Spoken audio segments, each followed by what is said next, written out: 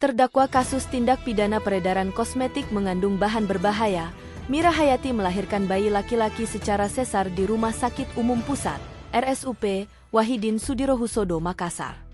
Diketahui sebelumnya, Mira Hayati berulang kali dibantarkan hingga sidang kasus yang menjerat dirinya di Pengadilan Negeri Makassar tertunda sebanyak 2 kali. Penasihat hukum Mira Hayati, Ida Hamidah, mengatakan kliennya melahirkan seorang bayi laki-laki di RSUP Wahidin Sudirohusodo, Makassar, pada Rabu 5 April sekitar pukul 10 WITA. Persalinan sesar, karena sangat membahayakan ibu dan bayinya juga. Makanya diambil tindakan operasi sesar karena tekanan darah tinggi.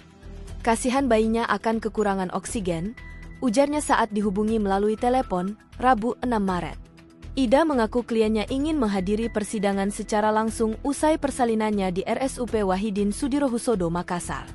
Bahkan, sebelum persalinannya, Mira Hayati menyempatkan hadir di Pengadilan Negeri Makassar meski pada akhirnya sidang ditunda.